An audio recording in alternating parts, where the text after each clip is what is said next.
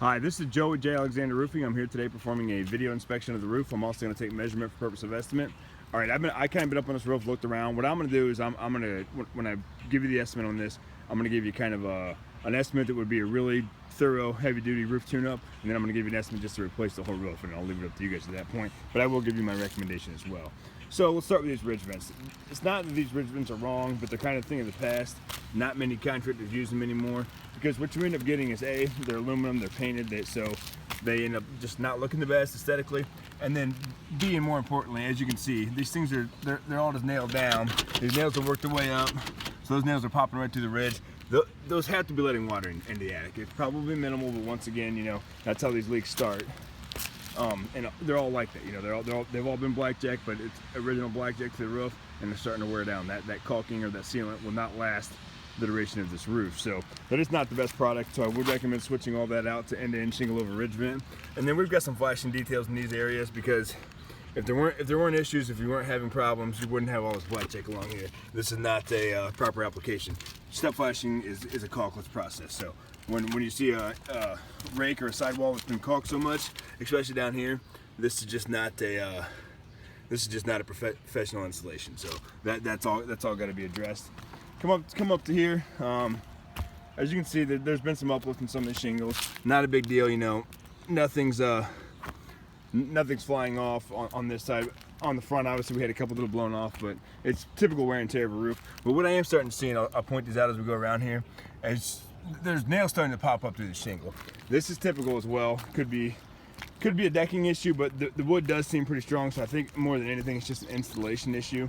Some of these nails probably weren't set all the way to the depth of the roof when they came in and did this. And when we put roofs on now, we use ring shank nails to eliminate stuff like that. So that way, if you use ring shank, the nails won't work themselves back up through. But you know, they're kind of widespread.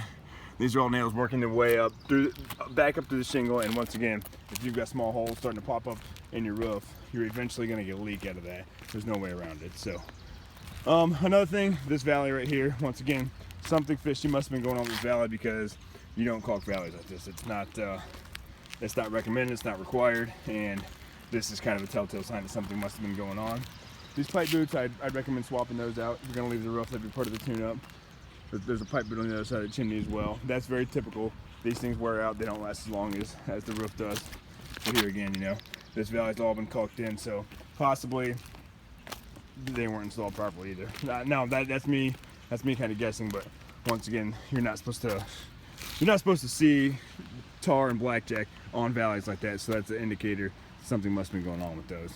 This chimney right here, some of the flashing seems pretty good. There's probably original flashing to the chimney, but once again, a lot of blackjack piled up in the corners because maybe something wasn't done properly. So once again, I don't know that it is leaking or that it was leaking, but when I start to see blackjack and caulk piled up everywhere, it's kind of an indicator, a red flag that we probably got some leaks popping up.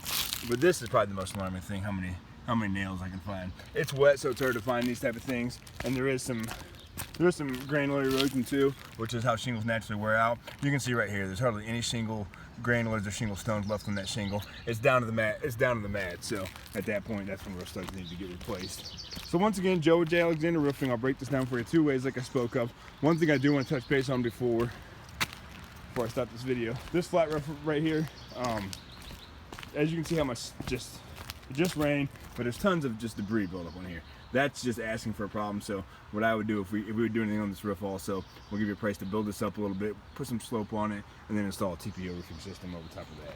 Joe with J. Alexander Roofing performing a video inspection that'll pretty much do it. Thanks.